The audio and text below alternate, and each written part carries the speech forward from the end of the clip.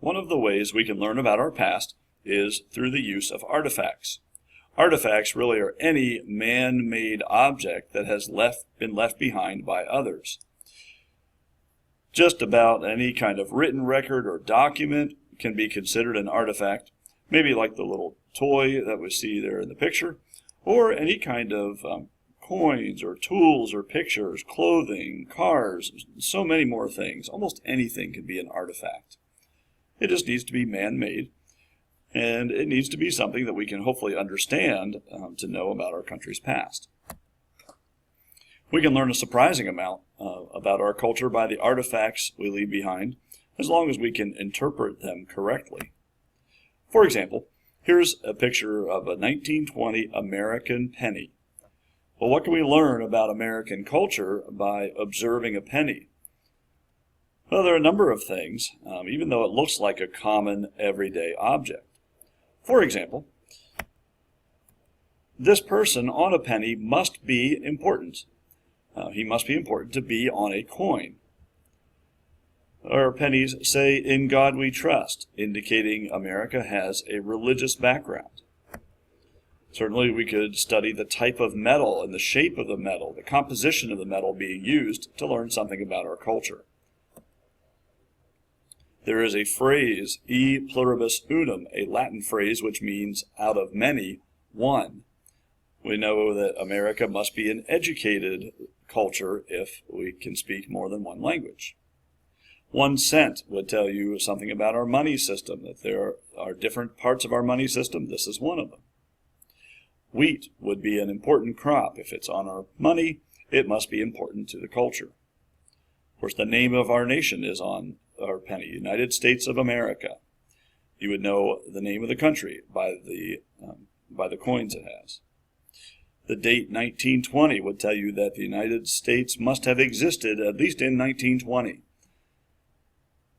The word liberty would tell you that liberty or freedom is an important ideal in America, something we hold very specially or in special regard if it's on our money.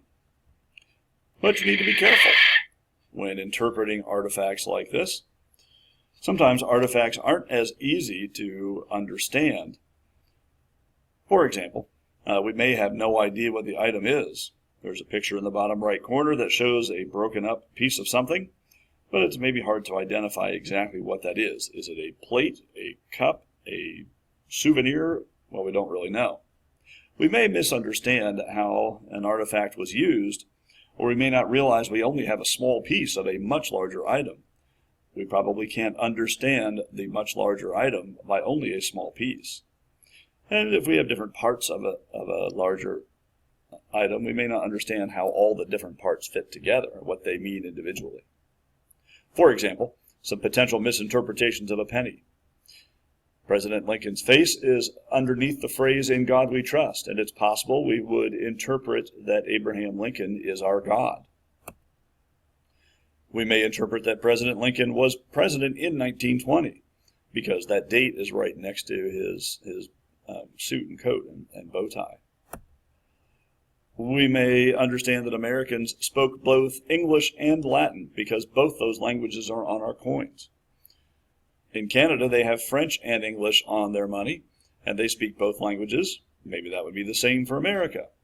But the truth is, of course, that we don't speak Latin. In fact, you've learned in school that Latin is a dead language. Nobody speaks it. We may think wheat was America's only important crop, or maybe the only crop grown here altogether. And that would be a misinterpretation of what's on a penny.